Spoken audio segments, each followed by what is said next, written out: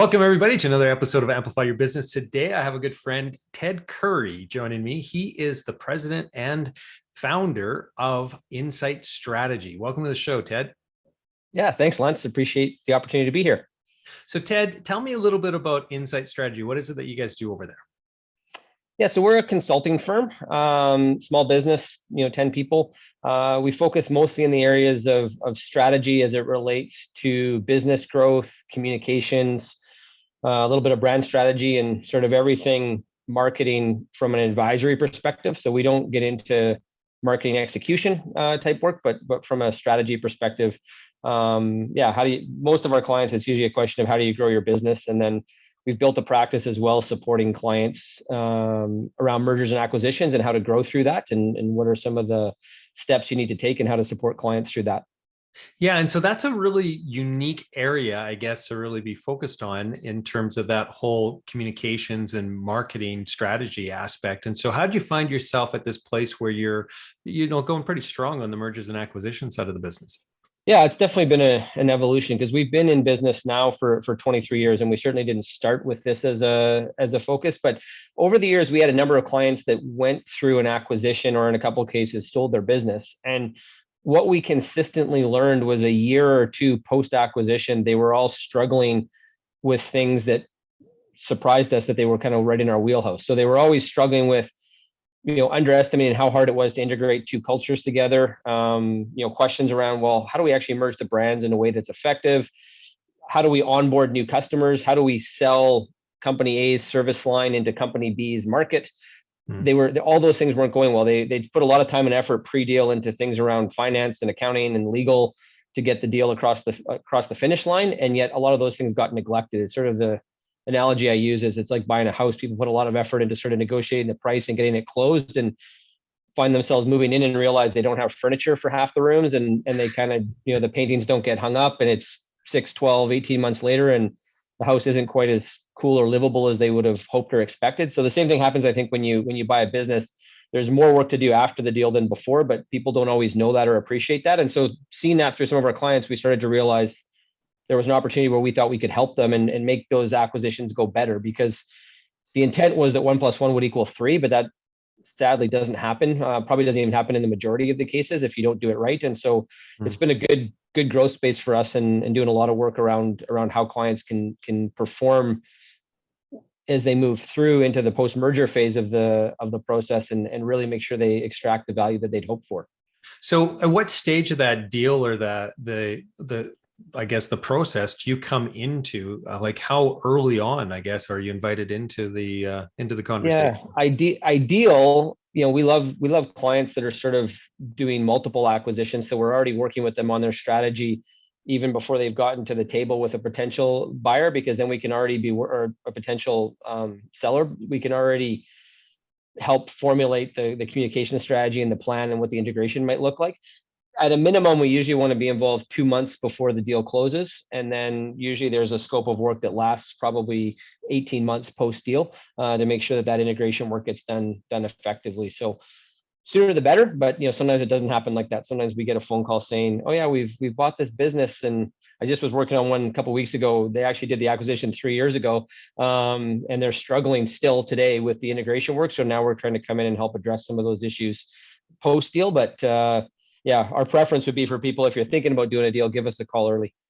Yeah, and I'd imagine there must be a fair bit of demand right now for that kind of service, because in this environment where we're filming this in July 2022, and so we're at the tail end of COVID. Hopefully, it's behind us and far in the rear view now at this point. But for those companies, I think, that really kind of struggled or even thrived through COVID, it's been a toll on a lot of entrepreneurs out there, a lot of business owners. And so I'd imagine there's quite a number of them that are looking maybe at exiting, moving on, doing something different, and just trying to get back a little bit of the sanity that they lost through those years. And then also we have the demographic situation where the aging baby boomers and all of their businesses and so on. So talk to me a little bit about the demand in this space and how active things have been over the last little while. Yeah, the last 12, 18 months, it's been really active, and you framed that up really well, Lance. There's a number of factors. I think, yeah, demographics for sure. Certainly in Alberta, there's a lot of aging business owners and founders who I think are saying, do I really want to march through another cycle, which might be 5 or 7 years? I'm not sure that I have the energy to want to see that through. I think COVID also kind of pushed a lot of businesses to either end of the spectrum. And so you've got businesses out there that really struggled. They might be distressed. They might be struggling to hang on, and they've decided that the best solution for them is an exit. The flip side of that is you have some businesses that COVID actually treated really well, and they've been sitting on a lot of cash, and now they're looking to deploy that in a way to generate new growth and new opportunities. And there's some industry consolidation, I think, happening in some spaces as a result of what's gone on through COVID, people trying to get economies of scale. So I think the fact that you've got some people on the one side that are actually in a strong position, strong balance sheet coming out of COVID, some of the private equity firms that drive a lot of these deals, they sat on a lot of money in the first 6 to 9 months of COVID and didn't do deals.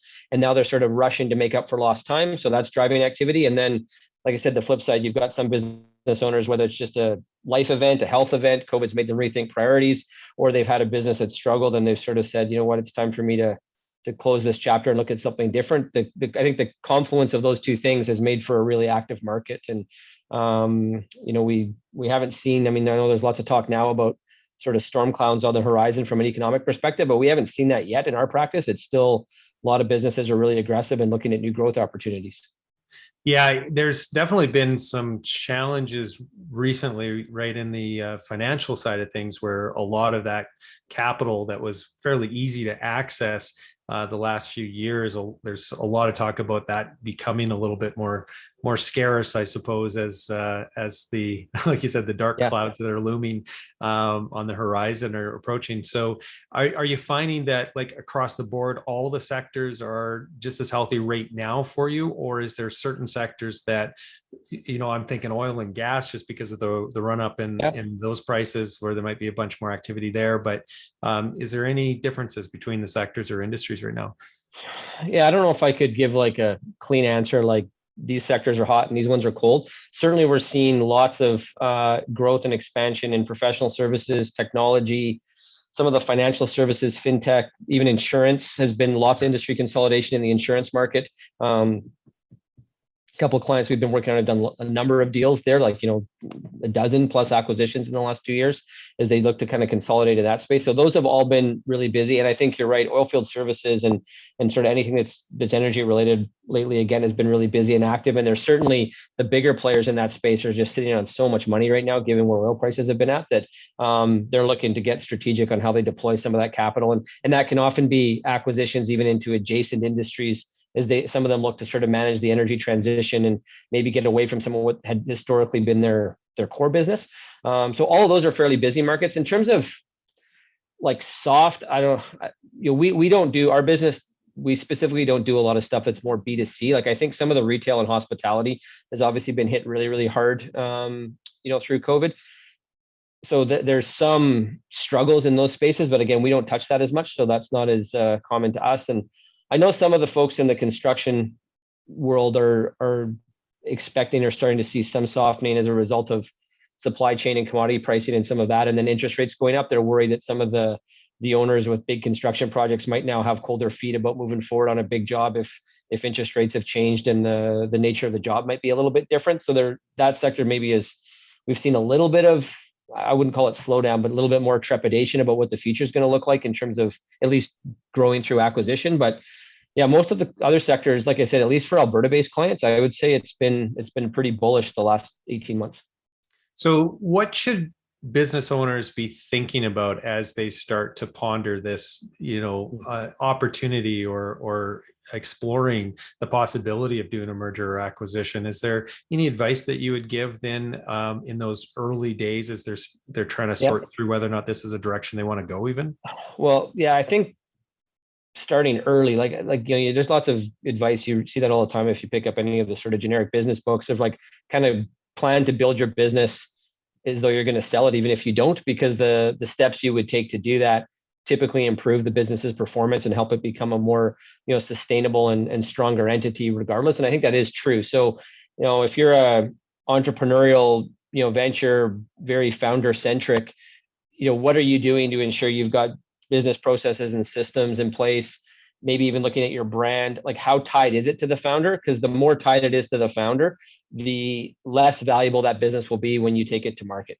So, even naming your business, if I call my business Ted Kouri and Co., that's got less value if I'm not there than if I name the business something that can stand on its own. And are you building a team around you? How strong is your management team? Are you investing in management that will allow you to be more removed from the day-to-day of the business? And an outside buyer, particularly private equity firms, look really highly on strong professional management teams. So those are things I think you can start years, in some cases 5-10 years before you might even want to sell, but have that kind of a mindset of what you're putting in place. There's all the other things that I think can give you an extra turn or two on the valuation around, are you in multiple markets? Do you have more than one service or product line? If you don't, can you look to build those, whether that's organically or through your own acquisition? All of those things will set you up better for sale and increase the likelihood of a higher number on the valuation. So I think what we see a lot is that owners wait too late until if they want to sell. It's sort of like it's a life event that triggers it, so whether that's a death or an illness or a divorce or those types of things. And the problem is then you're doing it usually from a position of weakness and it's a scramble. Whereas if you can sort of say, you know what, I might consider selling my business 3 or 4 years from now, I'm going to start to put a plan together today, take steps today to increase that. I think the return on that effort, and in some cases investment, if there's financial resources into it, we see really strong returns from that approach. And I think it's just hard I'd be, kind of guilty as charged probably too, as a founder-led business. You just kind of think, I'm going to do this forever, or you think I'm going to be around forever. And all those things feel like nice to have, but they're not urgent for next week. So you put them off and you put them off and you put them off. And it's hard to get your business ready for sale on short notice. So I think you've got to take at least a 2 or 3 year horizon to it. And again, if you don't sell, most of those things, all they're going to have done is built you a stronger business. It's likely more profitable and likely gives you more capacity or flexibility in terms of what role you have to play in the business. So I think it's a win-win, regardless if you ultimately end up selling or not, to take that approach of like, how do I build this business for sale? Yeah, I've also heard like in some circumstances where there is a little bit more of that urgency, where they'll actually bring in a management team to kind of, get things rolling, clean things up and position it well for it. Have you been involved in any situation like that to date where that has been part of the strategy, where they've brought in that outside C-level suite of personnel, I guess? And you're talking about the buyer would do that? Yeah, I've definitely, like, especially sometimes private equity firms, but even strategic buyers will use their own management team. And so they may be less concerned about if the founder is going to leave. But I do think in those cases, though, the valuation on that business, it's always lower if it's going to be like an immediate founder exit and they're just sort of buying the business and they're going to put their own management team and run it, versus if that business has a strong management team in place that's not directly or exclusively tied to the founder. So to your first question, I think you're better off if you're a business owner thinking of selling to put that in place before the sale, because if you're going to expect the buyer to do it, they're not going to be willing to pay you for that work. They're going to want to have that come out of the valuation and have them work on it themselves. But you are right, we do see that sometimes, and we often see it happen even when it's not the plan. Back to that idea of not putting enough time and attention in integration. So I buy your business thinking that you're a great fit and you're going to stay and help run it, and then you're not a great fit, or you're not happy working for me. You like working for yourself. So what we thought was going to be a 2 or 3 year transition turns into a 3 or 4 month transition, and now there's a scramble around trying to like make that business work the way we thought it would, because so much of the value was in your head. So I think it's buyer beware on if you're buying a founder-led business and you assume that the founder is going to stick around long term to run everything for you. I think you've got to have a better plan in place than that. And if you're the founder, I think you're just selling yourself short by not getting those things set up in advance of sale. You're sort of turning over the future potential of your business to someone else to reap the return off of. And I think if you can do some of that work pre-exit, it'll probably serve you well. Yeah. And do you see any commonality in some of the deals that you've been involved with in terms of how long that founder of the business being acquired, how long they stick around for that transition before they actually are exited out completely, or is it all over the map? It depends on the nature of the sale. So there are some founders that are very clear that they kind of want to check and want to leave. And that, like I said, tends to decrease the value if they want to get all cash and walk out the door. Most buyers today are pushing for some kind of an earnout that means that the seller won't get their money for 100% upfront. There'll be some of it that has to be based on performance metrics and results. Usually anywhere from 1 to 3 years is where those earnout clauses are set. So I think that's the normal expectation, is the founder is going to be involved for at least a year or two, if not 3 years. Our experience and what we've seen, though, is that everyone overestimates that, and that more often than not, that doesn't work the way everyone hoped.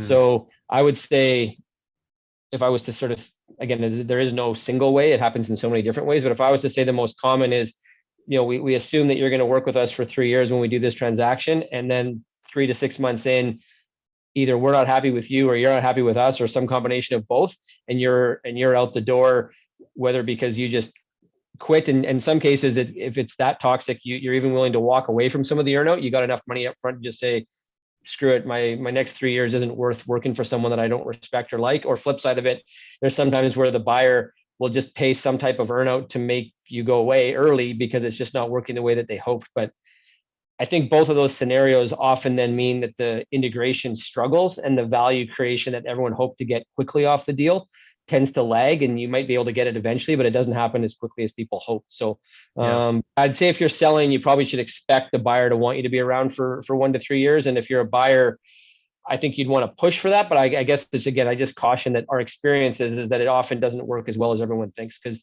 being an entrepreneur and working for yourself is very different than working for someone else or a board of directors, or if it's a private equity firm where you're now reporting to people who are reporting to people who might be based in New York or Toronto or somewhere else. The experience of feeling like a solo entrepreneur is dramatically different from that. And I think a lot of people think they'll be okay with it, and then they just aren't.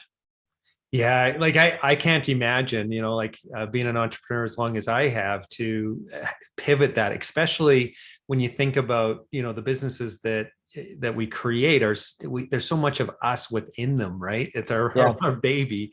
We fostered this, and then to hand it over to somebody, and then if you don't agree with some of the decisions that are being made, man, oh man, it would be really tough to take that back seat and keep your mouth closed. And it's a big adjustment. And I think it's a big adjustment both ways. Like, I think it's a big adjustment. We can maybe get to that later in the interview if we have time. But like the flip side of that, of people going into entrepreneurship for the first time, I think sometimes they underestimate how that will be or what that will be like. But certainly what you're talking about on the back end of, if you've been an entrepreneur and running your own business for 10, 20 years, to then suddenly not be doing that, you've really got to think that through and decide what you need and what you want and what your life's going to look like, and what makes the most sense for you, and balance all of those trade-offs. Because certainly, the financial return of selling can be worth it, and you might feel like that's enough. But I think there are other considerations, right? And lifestyle and sense of purpose, and how do I make impact, and what does my role look like? All those things matter too. And like I said, I've seen a lot of people who think they have that right, and then they're only 3-6 months into their new reality, and it is not what they thought, and they are not living the life that they expected and are happy about. Yeah. And imagine, like, with any type of change, there's a certain level of discomfort that, the rest of the team, the rest of the employees have. In a merger acquisition scenario, it's definitely, upsets the apple cart, so to speak, for a lot of people. How does one navigate through that properly from a communications standpoint, on that internal communications piece? Because I'd imagine that's one of the spots where there's just a lot of mistakes probably made in the early stages, like where you're talking about it. And then when it actually does happen, eh? Yeah, 100%. You're bang on, Lance. We find like communications, culture, brand, just change management in general, that's usually the trouble spots of any type of integration or merger or acquisition. And I think it's the age old story of, you got to tell people things multiple times for it to stick. I think people just, they gloss over it. And what usually happens is that the deal team or the leadership team who's been working on the deal, they've been working on it for months, sometimes a year. It's all really clear to them in their head because they've been living it, thinking about it. They've already accepted the fact that the deal is going to happen. They've thought about what it's going to be like post deal. Most everyone else only finds out about it, either at the last minute or even sometimes right at the announcement. Sometimes customers and frontline staff only find out the day or day before.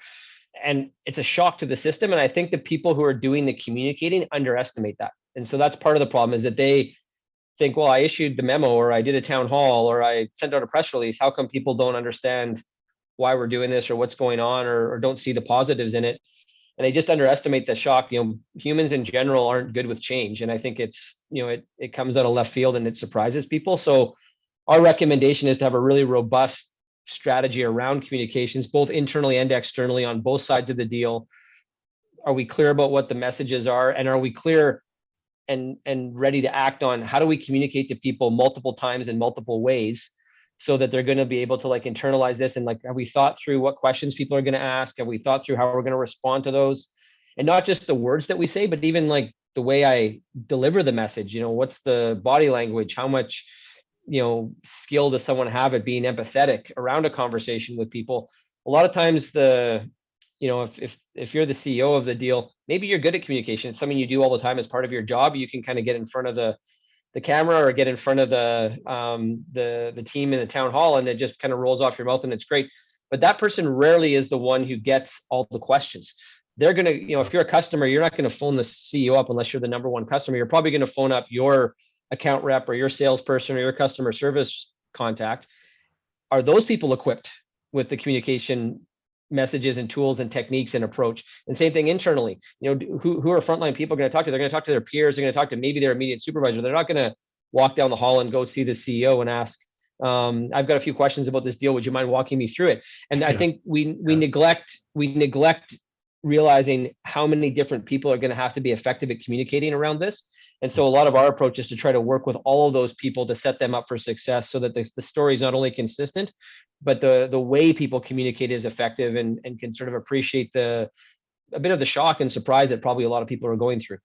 Yeah, and I think you touch on a really important part, and that is like those frontline workers, the people that are all the layers down from that CEO. They're actually probably some of the most important communicators of what the heck's going on within the company, because they're the ones who are usually having the touch points with the customer, which is critical. That's the lifeline. So yeah, it's funny how we are quick to kind of forget that that's probably the group of people that need to understand it the best and be bought in the best as well. So nothing gets undermined and nothing gets confused.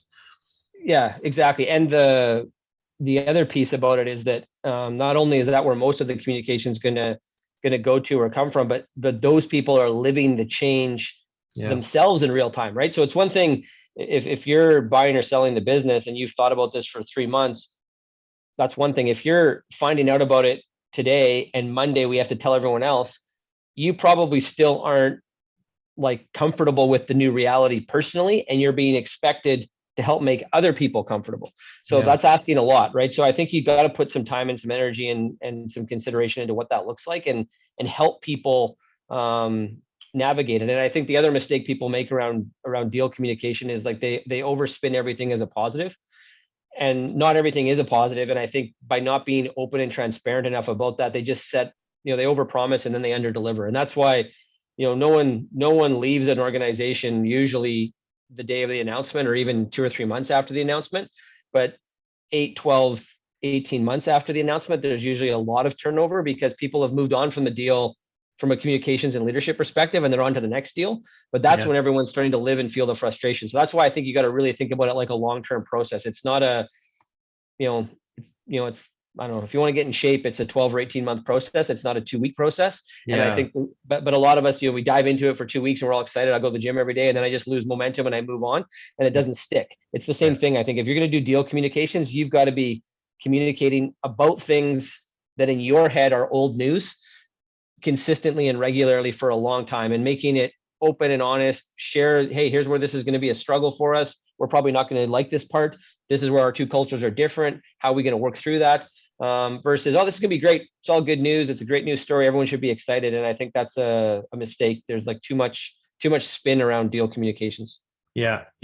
Well, I'm just so excited for this new chapter of Incite, because I just think that you've uncovered a huge need, and just that there's going to be this the quantity of deals that are going to be happening, I think is just going to be large. But I think there's also going to be a lot greater awareness around the need to communicate these things so much better going forward, because there's so much, I think, talk about culture and the importance of it in communications and internal, and, the anxiety and the stress and mental health issues and everything else in the workplace.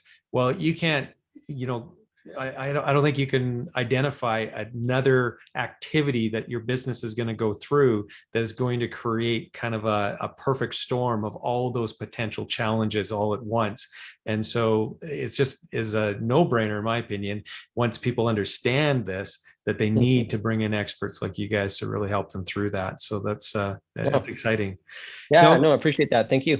Now, when it comes to Incite itself, there's been a lot of change over the years that I've followed your business or been involved as a vendor actually to your business. A lot of people wouldn't know that who are listening right now, but in our early days of Ample Media, we ended up doing some work with Incite and have continued to do some over the years. And so I've admired and watched what you've been building and how your business has been evolving over those years. And so there's been quite a bit of change in terms of, kind of the focus where you were at when I first anyway started working with you guys over 10 years ago. And then now there's also a lot of change too in the partners and the ownership and different things like that over the years. So can you walk me through and our audience through just a little bit of some of those lessons, I guess, that you've learned as you've been evolving your business? Because you haven't been a guy that's just been like, this is the model and I'm sticking to this lane, that's where I'm going to be. You've constantly been tweaking and tinkering and growing your business, and you've been really quite I guess just I don't know what the word is that I'm looking for, but you continue to craft and evolve what you guys are doing over there. Yeah, I don't know. Some of it maybe we're just slow learners, and it's taken us a while to get some of it right. I don't know. I think part of it is in business, there's always change, and I think if you're not looking to evolve and do things differently, I think you can get stuck. Like, rarely is what worked 5 or 10 years ago going to work 5 or 10 years from now. And that common saying, like, what got you here doesn't get you to the next place. And so I think there's been some of that for us, and realizing that. Part of it's also been I think, a lesson we were slow to learn, and it's funny because it's advice we offer all of our clients all the time, but I think the importance and the value of focus. I think we were too broad as a business for too long, and that, I think, hindered our ability to grow, and certainly to, maybe not grow from a volume perspective, but to grow from an added value perspective, and therefore like increase margins and profitability. There was a lot of years where we grew volume, but we weren't really growing the margin of the business. In fact, sometimes we were only the only growth we were getting was due to volume, but it was, making the margin on the business then that much tighter. And I think that would be the lesson I would encourage your listeners to think about, is around focus. It's often, especially for an entrepreneur or a startup, it almost feels counterintuitive to say no to things. It's like, well, no, I'm trying to grow. I need to get more things in the door, not less things. And I have found that the more focused we have been, that's when the growth has happened the fastest. Mm-hmm. So the more you say no, I find the more new things that you want come in. And running a business is so complex. Like, there's so many different moving parts, things change. Even you could do something really well 3 years ago, and today, because of a different external market, those don't work anymore, right? So it's never like you've never got it perfected, because the conditions that you're operating in are constantly changing. So there needs to be these adjustments. And what I find about being more focused, either in who you serve or the services that you offer, or both, is it makes your level of expertise go up faster when you're more focused. The more times you encounter the same kind of clients, the same kind of problems, the same kind of challenges, you get better at it. Whereas if every time you do a new project, it's totally different, you got to learn it from scratch. As entrepreneurs, we kind of love that. Like, there's an excitement to figuring out something new every time, but it's not usually the best for your client. They don't usually get the best advice because you're like sort of experimenting on them every time. And secondly, it's not the most profitable for you as a business owner, because you just don't have the efficiency, you don't have the best approach, you haven't perfected anything yet. So I think your level of expertise rises when you focus, and I also think your level of differentiation rises when you focus, which tends to allow you to capture a higher value prop in the market and a higher probably price point in the market when you're more focused. And then even your like business development efforts and how to grow, with us focusing now on this M&A space, it's really clear to me what events I need to attend, which sort of strategic partners we need to be spending time on. Whereas when we were more sort of general service, full marketing agency style, that it's just an unlimited number, and you just sort of feel like you're running around chasing too many things at once. And I think most business owners, like I said, you feel like you're growing because you're trying so many new things at once. I think it's counterproductive, but that would be my advice: is do less to grow faster. Yeah. Yeah. And I think that is counterproductive or counterintuitive. I mean, and so that is definitely a really interesting thing that'll have some people thinking for sure after this. One of the things that you also touched on too, that I just want to circle back to slightly is this, like you said, as an entrepreneur, trying all these different things and so on, it's exciting. And I think like I'm cursed by that, where it's just something new, right? And it's like, It just keeps the brain really active and it's exciting. And you kind of explore this and then you move into this other area and explore that. And you were saying how, that's maybe not the best thing in terms of profitability. It might not be the best thing in terms of what's going to be best for your client, delivering value to the client. The other aspect that I also see, it really strains the staff, because not all staff, and I'd venture to actually say the majority of the staff, don't actually deal with change and the lack of predictability and the lack of consistency, I think, as well as what entrepreneurs do. It's just kind of inherent in what we do. It's that risk kind of taking nature that we have. And so would you also agree with that the staff is I think people generally want to be good at what they do, and to be good at what they do, there has to be some repeatability and some learned experience. And if you're constantly doing something new or different, I think people struggle with that. And so I think entrepreneurs sometimes, like, we just need to get better at, having, I don't know, more diverse hobbies, or get some of your adrenaline rush out, not in your business. Not everything has to be new and different in your business. Doesn't mean that you can't have new and different in your life. And I just think that's a challenge that a lot of entrepreneurs have, is that they're almost bored themselves, and to keep themselves engaged and entertained, they make changes and pivots that aren't always necessary. So again, I do think you got to make change in your business. It's not about doing it exactly the same, but I think business owners are often too quick to change, not because the market dictates it, but because they just got bored and they're looking for something new.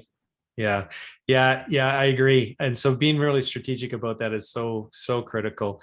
Now, you mentioned 25 years now in business, right? 23. Okay, so 23 years in business. So you've been at this for a while. If you were to, pen yourself a letter to the younger self, the Ted that is just opening the doors to Incite, what would be in that letter? Other than appreciate not having gray hair back in my 20s, I should have relished that longer than I did. I think two things, I guess. One for sure would be that who matters a lot more than what, and by that I mean that it's funny, from a young age, like I even noticed it now having kids, that like everyone always asks your kids, so what do you want to be when you grow up? It's always, what do you want to be? There's always this focus on what. So what kind of business are you going to start? What's the service? What are we going to do next year? What's the plan? It's a very heavy focus on what. And I think who often gets neglected. So who are you going to work with? Who do you want to work with? Who do you want to surround yourself with, both in terms of your team, your partners, your clients, people in the community you're going to work with? Who trumps what? I've learned that so many times. And so I think if I was going back to the beginning, I would have spent, I think I valued who in early on, but I would have been more intentional about who matters more. So if we can't get the who right, the what doesn't matter. And I think we're very focused on that now today. And I think that's helped a lot. But especially, entrepreneurs, I would give that advice to, but especially like to students or young people, regardless of what you want to do, there's just so much emphasis on like, well, what do I want to do with my life? What's my career going to be? What should I take in school? And I think that the question really should be like, well, who do I want to study with? Who do I want to work with? Who do I want to start a new business with? put more emphasis on that. That would be the biggest one for sure. Who over what, and then the other piece I think would be that understanding. I sort of alluded to this earlier. Understanding that running a business of anything is a lot different than the doing of whatever that thing is. And too many people go into business because they love the doing, and then they become disillusioned. So the chef opens a restaurant because they love to cook. Yeah. Running a restaurant is, yes, you have to understand food. There's an element of cooking, but it's as much about lease negotiations and managing a team and marketing yourself. Same thing. If you love graphic design, opening a design studio, running a design studio, and running a restaurant actually probably have more in common than being a designer and being a chef. And we don't. I don't think entrepreneurs think about that. So that would be the other pieces. You should. I do believe you should love what you do and have some passion for what you do, but don't make the mistake of, like, if what you love is the doing, sometimes entrepreneurship is not the right path for people, because I think if you're going to have a successful business, you need to actually love business and running a business and management and leadership. And those things are not necessarily directly correlated to whatever your business does. So I've seen too many, plumber opens a plumbing company, the designer opens a design studio, the chef opens a restaurant, and they're miserable either because they're not good at running the businesses and they didn't realize that was a different skill set, or maybe they have figured that out and they're good at it, but they actually loved the craft or what they used to do, and they don't get to do it anymore, because to be successful at running the business, they have to focus on that. And I think, business has worked well for me because I'm probably the opposite. I never really loved, like, I wasn't as much in love with marketing when we started as I am in love with business and running a business. And so I think it was the right path for me, and it certainly is the right path for some people, but it's not the right path for everyone. So that would be the other lesson.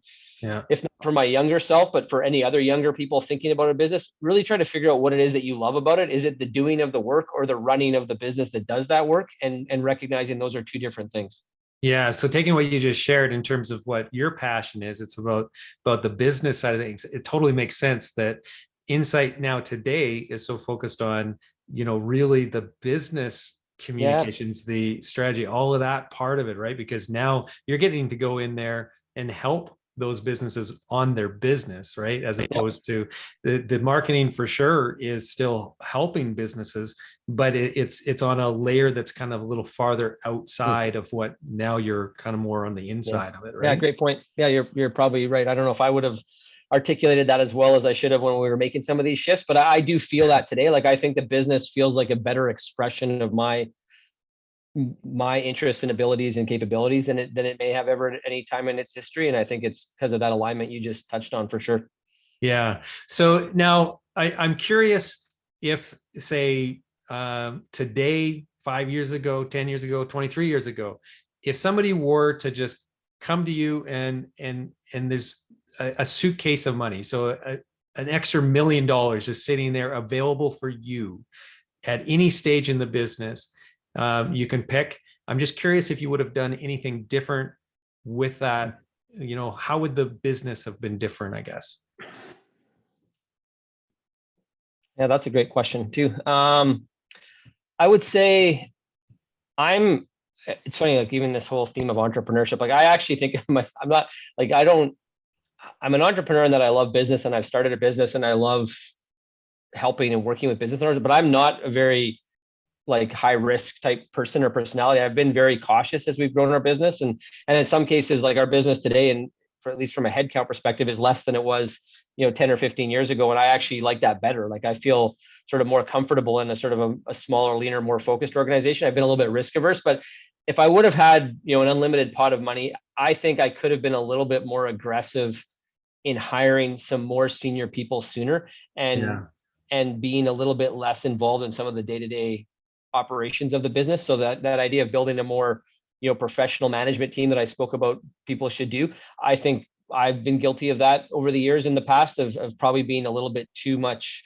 hands-on, and I haven't taken enough risks, and there's been opportunities to maybe grow our business faster, and I've been a little bit gun shy or reluctant, and goes both ways. There's times where that's paid off, whether it's when we hit a recession or the start of COVID, where we were really well positioned to weather storms because we weren't leveraged or overextended. But I do think if I would have had a big suitcase of money, I think I would have been a little more aggressive on getting a few more senior people on the team earlier, because I think it could have driven our growth. Like right now, we're in a situation in the market where I think there is lots of opportunity, and our probably biggest barrier to growing right now is people in our own capacity. And so it's probably the same.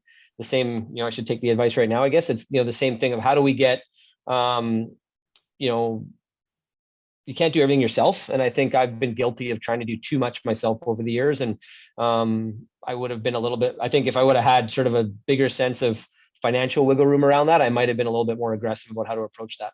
It's one of those things where these conversations can go on, and unfortunately, we're coming to the end of our time here today. So, is there anybody or any way that you would like to share with our audience in terms of reaching out to you or connecting with Incite Strategy? What's the best way for our audience to reach out?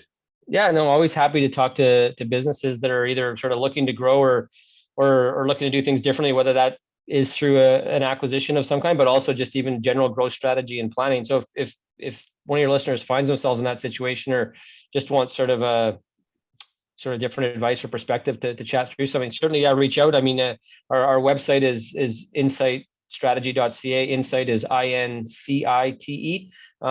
You can also get me on LinkedIn, Ted Kouri. The last name's Kouri, and same thing, Twitter, I'm at Ted Kouri there too. So happy to connect any way that makes sense for folks. Awesome. Well, thanks a lot. I really appreciate you taking the time today to stop in and share some of your experiences and some advice on mergers and acquisitions, as well as some of those lessons. So that's really great. Thank you so much, Ted. Yeah, thanks, Lance. It was great. I had fun. So for those of you who enjoyed this episode and want to check out some of our past episodes as well as our future episodes, head over to amplifyyourbusiness.ca. That's where you're going to find the archive. And if you prefer to listen to this in our audio format, we're now available on all of your favorite podcasting platforms. So just search Amplify Your Business and you will find us. So until next time, everybody have a prosperous day.